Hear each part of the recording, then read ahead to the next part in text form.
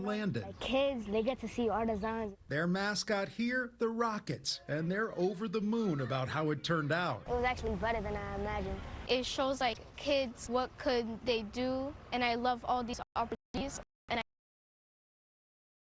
A new place to play with powerful impacts on health.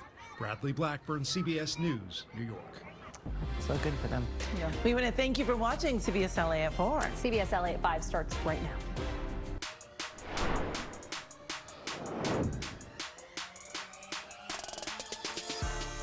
Right now at 5, a tragedy along the coast. A family swept away by a wave. A 5-year-old girl still missing, and the danger isn't over yet.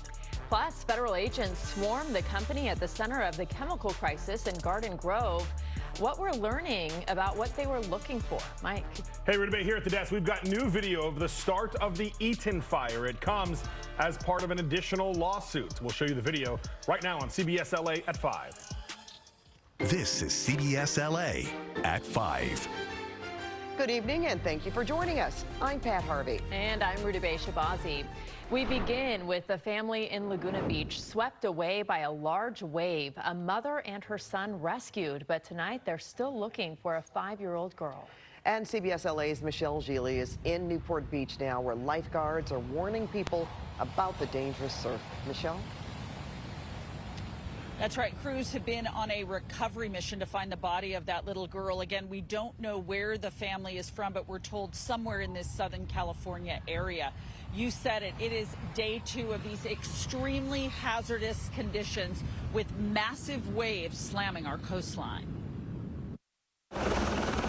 Helicopters and divers in Laguna Beach search for the missing girl, who lifeguards say was swept away in strong surf Tuesday night.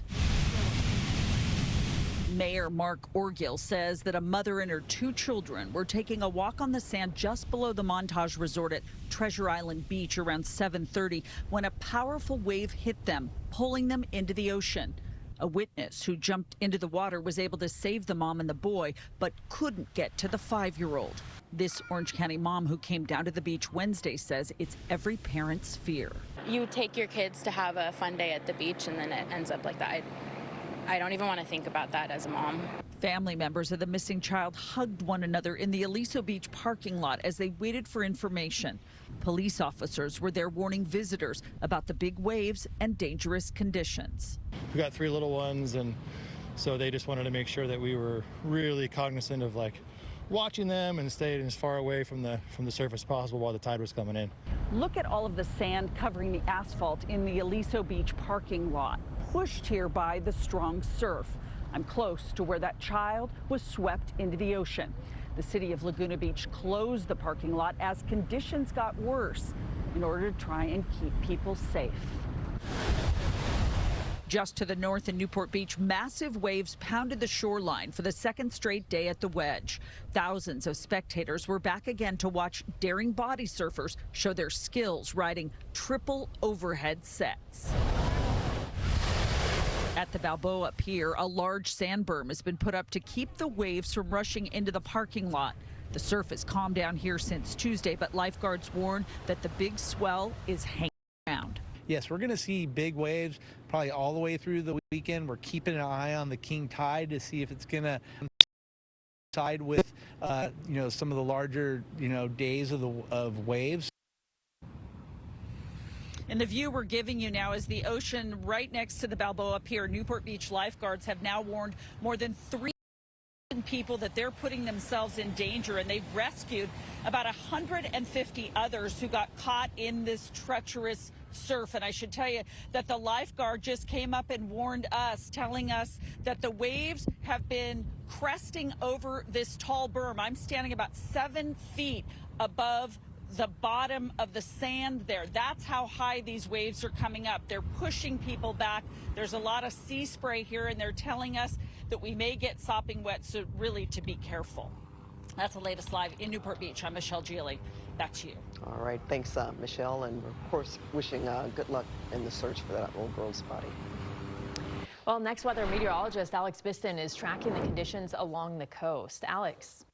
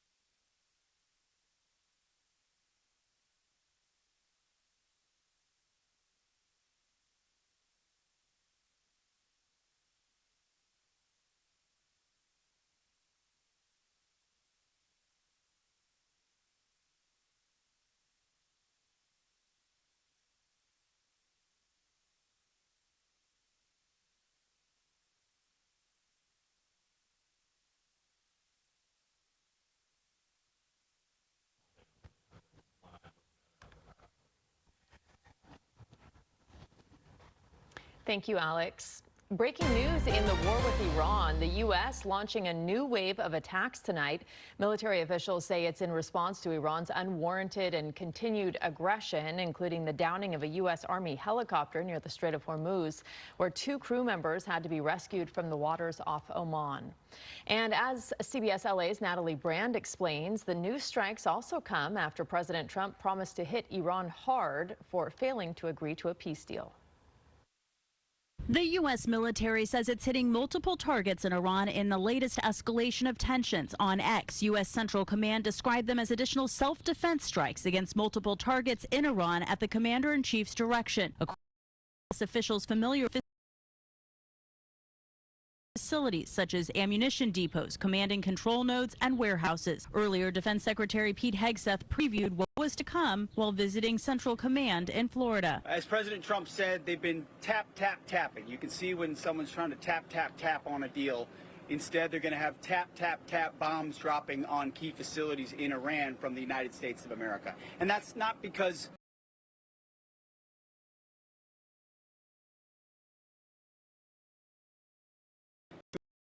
that we get the kind of deal President Trump expects. The most significant escalation in fighting since the ceasefire began started after President Trump says an Iranian drone took out an Apache helicopter near the Strait of Hormuz. The 2 pilots are said to be okay. Iran retaliated overnight with strikes on countries hosting U.S. bases in the region, which the U.S. says were intercepted. The president's critics on Capitol Hill argue it's hard to see a ceasefire still in place. Him starting and stopping, and it's a ceasefire. No, it's not a ceasefire. All of this just rattles everybody's confidence in the United States, and it rattles the global economy. Some Republicans argue the escalation requires a stronger U.S. response. I believe we're going to have to go destroy the Iranian Revolutionary Guard. Iran's president said air power alone cannot bring his country to its knees, but added that war is not in their interest and that the U.S. and Iran must get out of the current state of no war and no peace. Natalie Brand, CBS News, the White House. Just weeks after a chemical tank crisis forced more than 50,000 people to be evacuated, the FBI is looking for answers at the business responsible for it. CBS LA's Zach Boetto is at GKN Aerospace in Garden Grove, where federal agents served a search warrant today. The FBI serving a search warrant at GKN Aerospace Wednesday. Our cameras capturing FBI agents and members of the Environmental Protection Agency going in and out of the facility with stacks of papers. Meanwhile, SkyCal with an overhead view of them walking the property. So that's probably wise, because this shouldn't have happened in the first place, right? A federal judge signing off on the FBI's request to go in and get any documents and records related to the toxic substance methyl methacrylate and the tanks it was stored in. After last month, tens of thousands of people living and working nearby were forced to evacuate from their homes and businesses when one of the tanks overheated and cracked, causing concern that it could leak into the surrounding neighborhood or even blow up and cause widespread damage. If that blast one would have got us, lost our house too, whatever. So I would like to know exactly what's going on there and see what they're going to do about it. Daniel Esparza and his 5 other family members were part of the 50,000 people who were forced to leave. He says many of the people who live in his neighborhood behind the GKN facility still have not emotionally recovered. I don't even know if they're still back to normal. It was kind of like a ghost town here. A GKN official was there in person during the Garden Grove City Council meeting Tuesday night and apologized to the standing room only crowd as many shared their strong opinions during public comment. We cannot sleep at night with the GKN monster under our beds. This is what I used for a whole week to sleep on at a cot. This is what I used. Now the FBI is taking charge to get answers as lawsuits stack up and questions still remain. Because I don't want to be put in this situation with kids like that too. I have dogs, I have my mom, everybody. So I would like to know what's going on completely. The Orange County Health Agency says the remaining methyl methacrylate is still in the tanks on the facility, and there's still no timeline as to when it will be removed. Reporting in Garden Grove, Zach Boetto, CBS LA. Another multi-million-dollar ruling against socialite Rebecca Grossman today. Jurors ordered her to pay $21 million in punitive damages to the Iskander family. That's on top of the $176 million in damages awarded to the family last week. Grossman was already convicted of hitting and killing Mark and Jacob Iskander in 2020. Prosecutors say she was racing with her boyfriend, former Dodgers player Scott Erickson. He was also ordered to pay more than $1 million in punitive damages. Meantime, the state Supreme Court rejected Grossman's appeal to overturn her conviction. The court said there was substantial evidence to support the jury's verdict. Well, opening statements began today in the trial for the man accused of starting that brush fire that eventually led to the Palisades fire. Investigators say Jonathan Rinderknecht intentionally lit the Lockman fire on a hillside above Malibu.